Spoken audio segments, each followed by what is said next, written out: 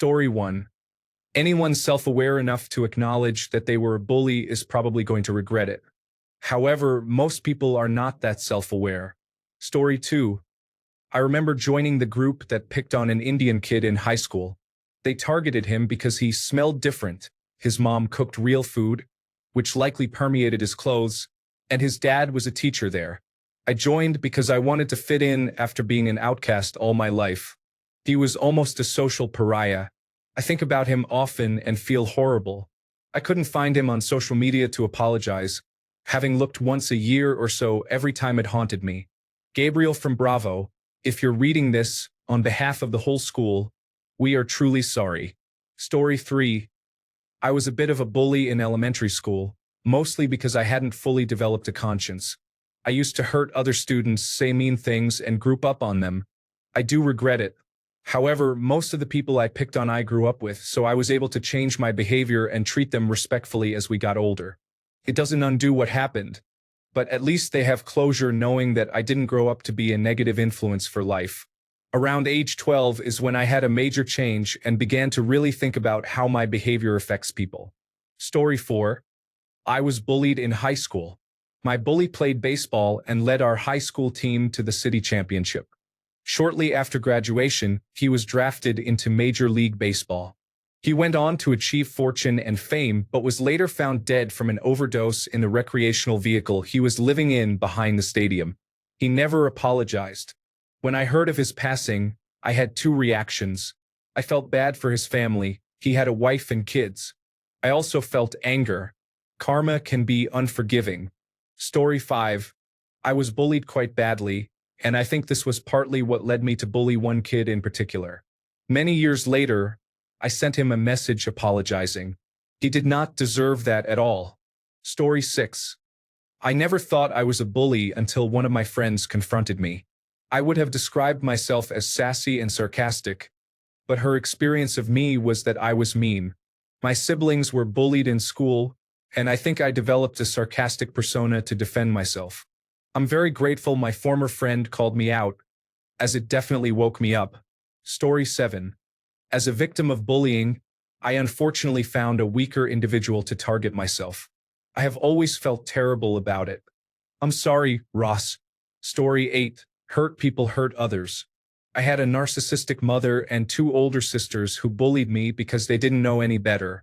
I matured during high school, so luckily I didn't cause too much damage. Still, I regret it all. Story 9. I wasn't a bully, but I was cordial with one. He never made me his target, but he really tormented others in elementary school. He calmed down in 8th grade and became a great guy in high school. He still is, and I always knew he had the potential to be incredible. About 5 years ago, he admitted on social media that his father sexually abused him until he passed away when he was 10. I'm sure he regretted it, but he couldn't control his rage. We all grew up together, and no one has openly said they hold a grudge. We all love him, and I wish I could have loved the younger him more. He deserved it. Story 10. The people who bullied me generally have no idea that they did. The only person who ever acknowledged it also had a substance abuse problem, so he engaged in a lot of self-reflection as a result of working through the steps. Story 11. My mom bullied me, and I thought that was normal. However, things changed when they began teaching us in school during those ceremonies. I started getting bullied for random things I had learned. I regret it, but there's nothing I can do other than not be who I was. Story 12. I bullied my siblings. My older brother bullied me, and I thought that was how siblings treated each other. I took out my problems on my younger siblings, just like my mom did to us. It was learned behavior, although I think we were all a bit mean-spirited in general. I regret it a lot. Story 13. I was bullied throughout elementary school. So in middle and high school, I bullied the bullies. That's how I justify it. If I saw someone picking on someone less fortunate, an outcast, or someone with a mental illness or disability, I would stand up to them. I knew how it felt, and I wasn't going to stand by and watch or record it on my phone. Do I regret it? Absolutely not. I felt like I was protecting people, and I believe they deserved it since most of the time the bullies went unpunished. Story 14. Because my home life was horrific. Yes, I regret it and I also apologize to people. I'm sure there are some bullies who are just unpleasant, but a lot of bullies are being mistreated and bullied at home. Story 15. My uncle was always difficult to deal with. I'm surprised there aren't more posts about family members, but I haven't read them all. He was unkind and I never trusted him even as a child because it was clear. As I got older, he met his fiancée through a dating service and brought her to our house. I felt incredibly sorry for her because I knew he would never be able to love anyone. Despite being a professor, he didn't even love his own nieces. They got married and had a son. The son, my cousin, acted very strangely and obsessively clung to his mom as a child. He was also very withdrawn. I later learned my uncle became a severe alcoholic and physically abused his wife. She was a respected nurse at a large hospital. She told me she had to put a restraining order on him, assuming this was done before the divorce was finalized. My grandparents, his parents, cut off the abused wife, supporting their abusive son and making excuses for him. She could not believe this, but I understand. My grandparents, particularly my grandfather, were also difficult individuals, so I'm not surprised, and I believe my uncle inherited some of his negative traits from him.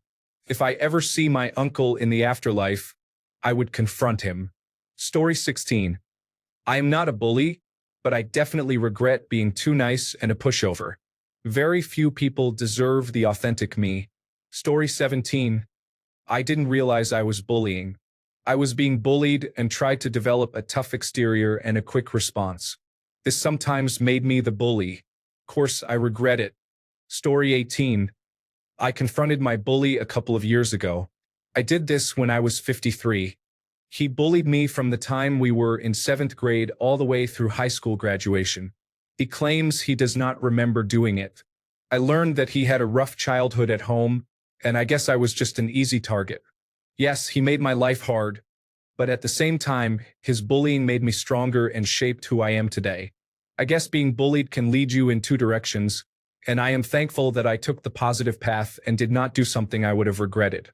Story 19. I think most bullies do not remember what they did, or they believe the target deserved it. Some may feel regret. Story 20. I was bullied for years for being emo. One day, I snapped and confronted a girl who had bullied me every day since middle school. This occurred in 10th grade and I ended up getting expelled. However, I was never bullied again after that, even at my new school. Story 21. I used to bully my siblings. I think I was very angry and frustrated as I was often blamed and responsible for their care. I am not making excuses. I feel terrible in adulthood. I have apologized to all of them, and they swear there are no hard feelings. We are all very close, but I remember doing it, and I hate that I made their lives harder. Story 22. I was bullied in elementary school and beaten at home. It felt good to be in control for once. And it wasn't until adulthood and medication that I was able to empathize with others and reflect on what was missing or broken within me. I regretted deeply. Those people did not deserve my coping mechanism. Story 23. Not me, but my daughter. When she was 10, I was called by the school about her bullying. She bullied a young girl on her bus until the girl's parents decided to pull her off and report it. She is the sweetest, most big-hearted child imaginable, and it was shocking to learn that she was bullying someone. She is normally the kind of kid who is recognized for being the most welcoming and inclusive during all of her school activities. My ex-husband and I were going through a high-conflict divorce, and she took all her anger out on this poor little girl. She is 16 now and says that the girl reporting her was the best thing that ever happened to her, and it is also the thing she is most ashamed of. As soon as she saw the damage she was causing to this girl, she snapped out of what she was doing. She feels it would have been too easy to continue taking her pain out on other people and become that person permanently. We also got her some healthy outlets in therapy, which really changed the tone of our divorce. She did apologize to the girl and meant it, and then she respected her distance. I have seen the girl at school a few times, and she seems to be doing well. I hope that her experience was one she was able to heal from easily. Story 24. I had a bully in high school who would corner me with his friends and insult me. I also had the added displeasure of having him sit behind me. He would poke me in the back, mess with my hair, or take things out of my bag. On a couple of occasions, he stopped and gave me a ride in his truck on my way to school.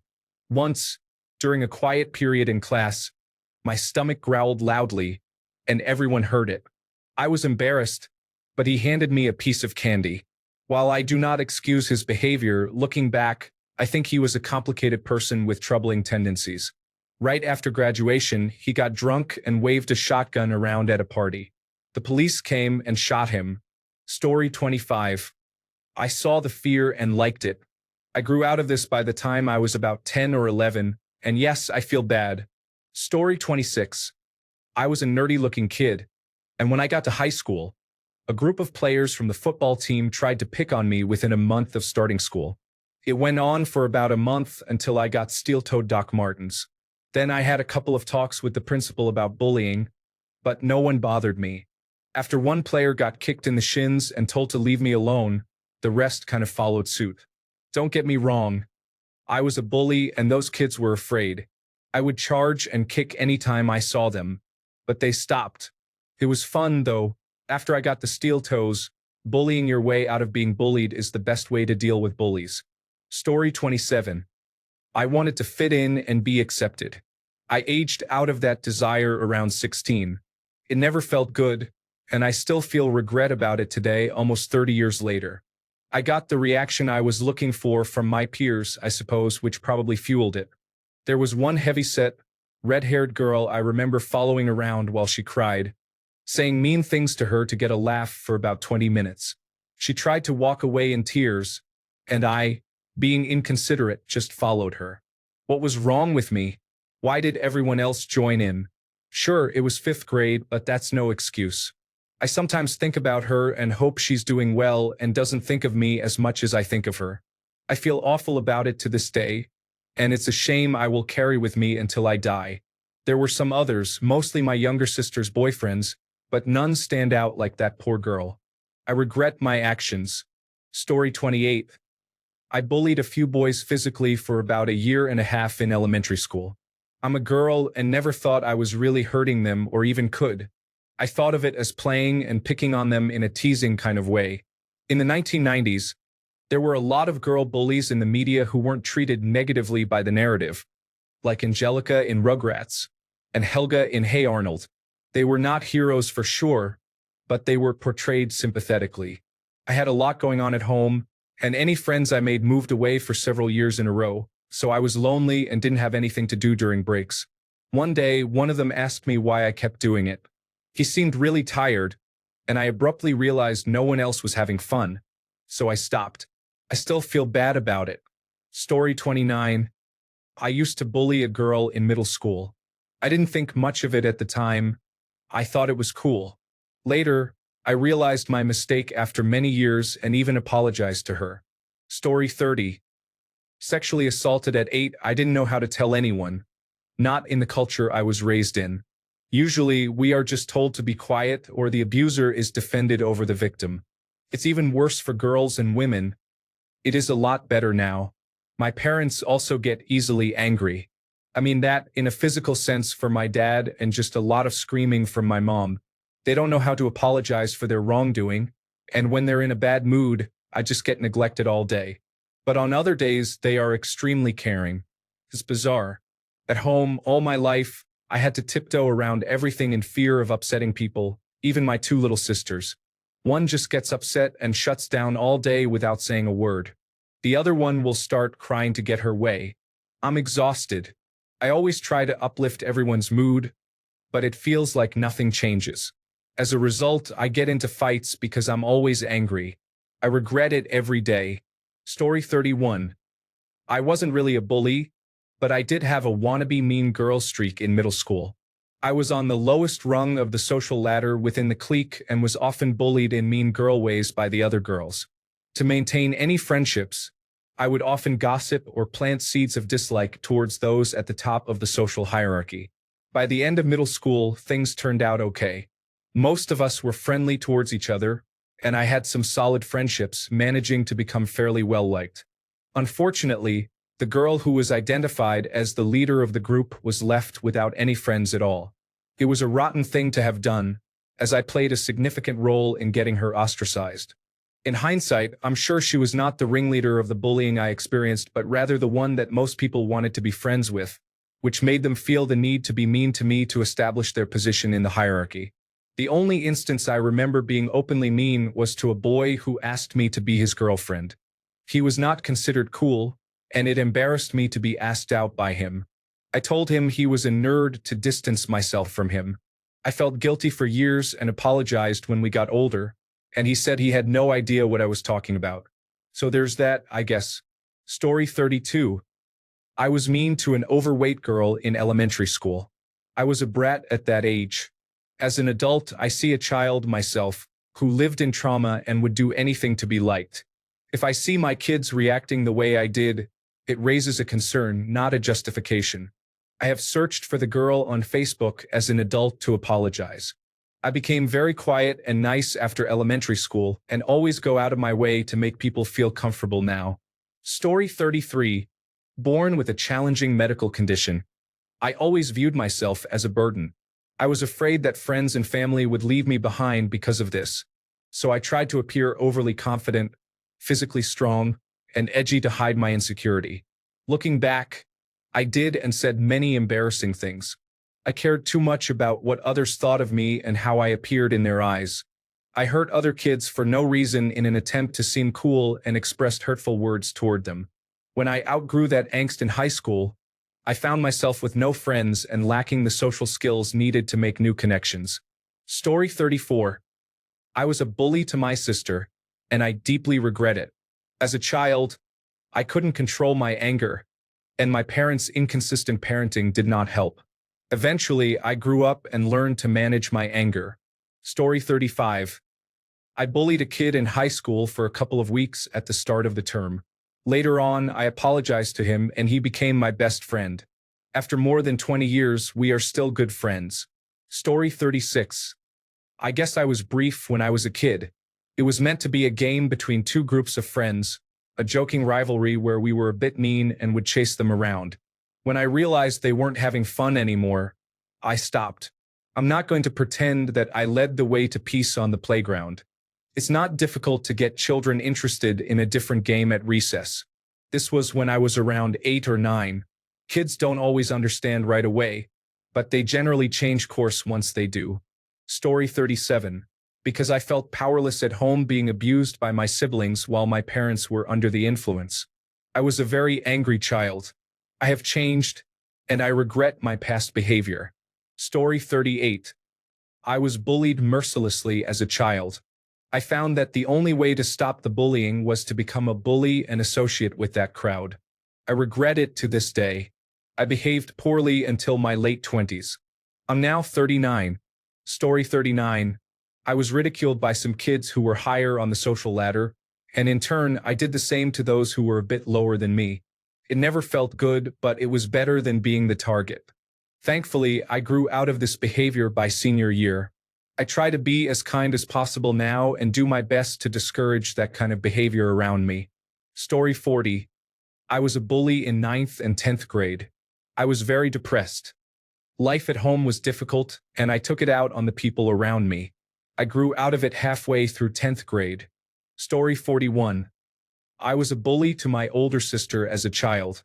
She is 3 years older than me, but she was a very quiet and gentle girl when we were younger, so she let me get away with much more than anyone else would have. I was only 5 or 6 when this started, but I was unkind to her until I was around 8. I don't remember ever being mad at her for anything. I just felt angry all the time and took it out on her because she was the only person who would tolerate it. One day, my sister snapped when I made one of my usual hurtful comments and chased me around the house trying to confront me. That was a humbling experience and taught me a lot about what it means to mess with the wrong person. However, that's not the only reason I stopped treating her badly. I was diagnosed with borderline personality disorder shortly after that and started therapy and medication to help with my mood swings. To this day, I'm extremely grateful for those treatments, especially medication. It allowed me to lose the rage and depression that used to define me and finally be my real self, beyond my constant distortions of reality. It doesn't work for everyone, but medication helped me be driven by positive emotions, like love and selflessness. instead of anger. I know having a mental illness doesn't excuse the way I treated my sister, and I've apologized for my behavior toward her many times over the years. We are very close now and have a great relationship. I feel that the behavior I exhibited was not who I really am or ever meant to be. I was just experiencing emotions that no young child could control, and I didn't understand why. I'm fortunate that someone helped me find a way out of it early, and things got better. Story 42. There were moments when I definitely followed pack mentality in elementary school, which led to being involved in some mean actions. In 4th grade, I made a girl cry by making fun of her and her best friend, suggesting they were likely in a same-sex relationship. Guess who ended up being gay? Me. I felt really bad about it, so I pulled her aside an hour later and apologized. This wasn't really bullying, just being unkind. But there was a time I ditched one of my friends to hang out with a cooler kid, again in elementary school. I still think back on it and dislike myself for it. Though she has forgiven me since then, I still feel regret. I was somewhat of a jerk in elementary school, but I was going through a lot while trying to fit in. I hate to be a stereotype, but I was gay and grew up in a small town in a conservative country where I was constantly told that people like me did not exist.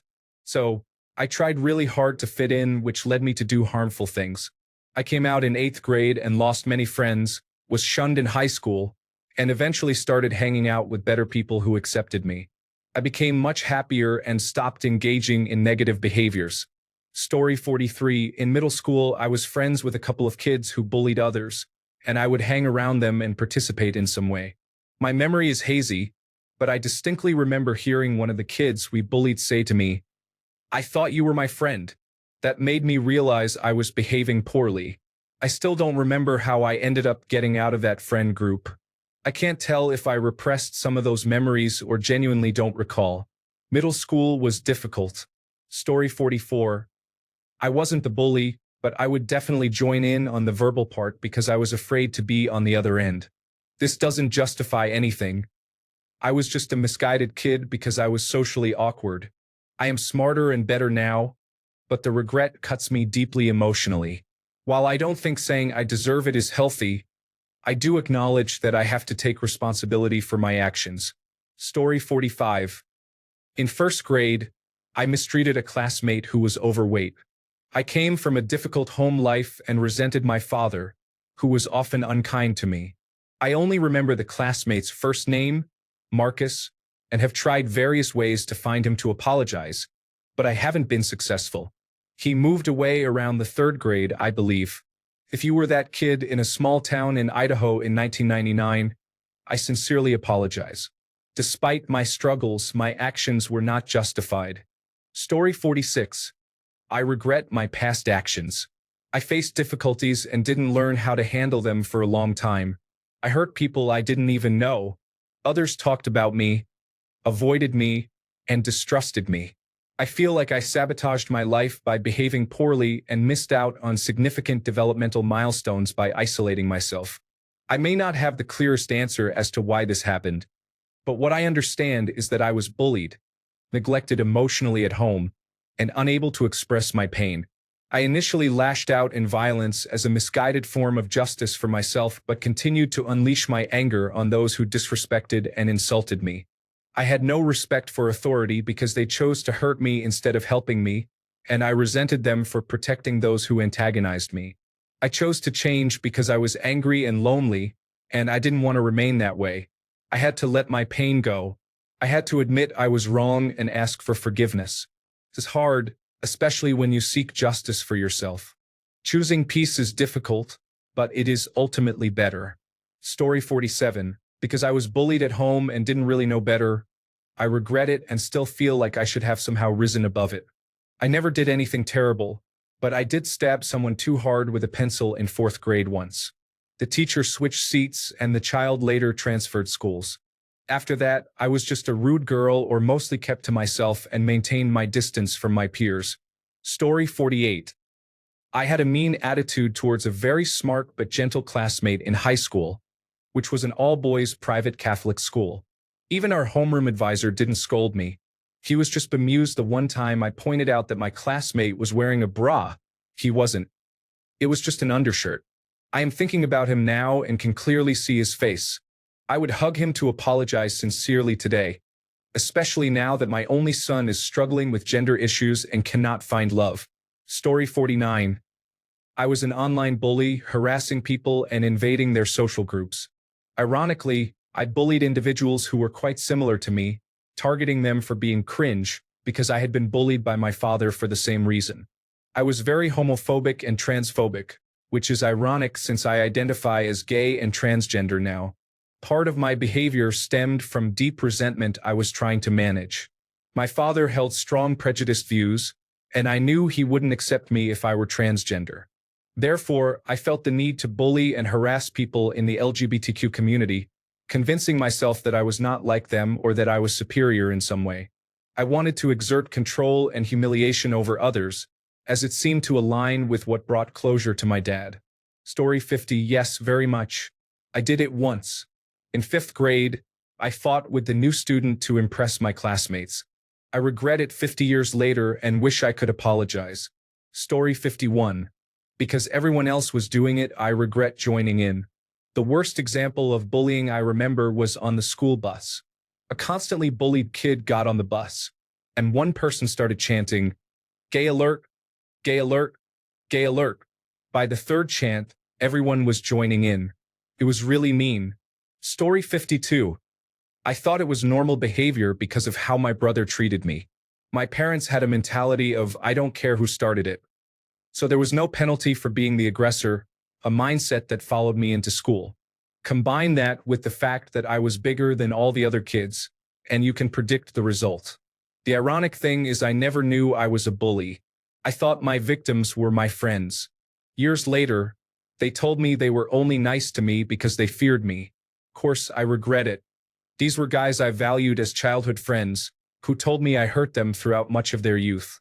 I have apologized and am now friends with a few of them. Story 53. I was a bully, but for some reason only to my friends. One time in middle school, I had stickers and gave everyone in our group a sticker except Claire. I told her that if she wanted one, she had to lick the gym floor. And she did.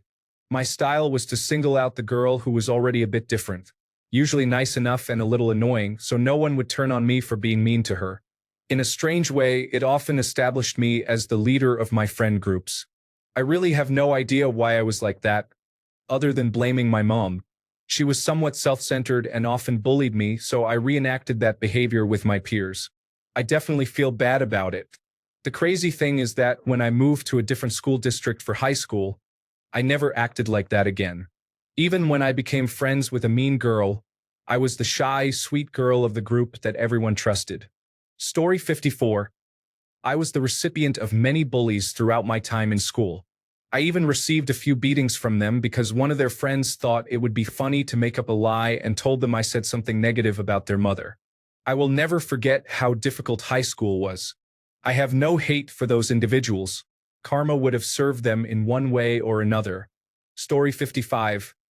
I was a target of bullying as a child, and I remember joining in to bully other kids so I wouldn't be the target that day. I regret it now, but at that age, I viewed it as a matter of survival. Story 56. I experienced bullying during puberty. I had a lot of rage that I didn't understand and didn't know how to handle. The adults in my life were not helpful. I often got in trouble, which made things worse. At one point, an old doctor told me that if I masturbated, I would go to hell. That was all the guidance I received, leaving me confused. Even decades later, I still feel bad about my behavior during that time. I was mean on a few occasions. It would have been helpful if someone had explained that it's a normal process every male goes through and provided tips for controlling anger. Story 57. The worst I did was exclude someone from a place where people could use their phones because he played Minecraft, a game I was made fun of for still playing during the past. Honestly, looking back, I'm ashamed because I still play old games and don't often try to follow new games as much. I projected that insecurity onto someone, yet today I'm a guy who still keeps an old phone, and whose consoles are still from the 7th generation and who talks about old fandoms years after the content has ended. Story 58. It's an interesting dynamic. Bullying. I encountered women engaging in this behavior without any regret at the time, only to discover later in life that there was indeed regret.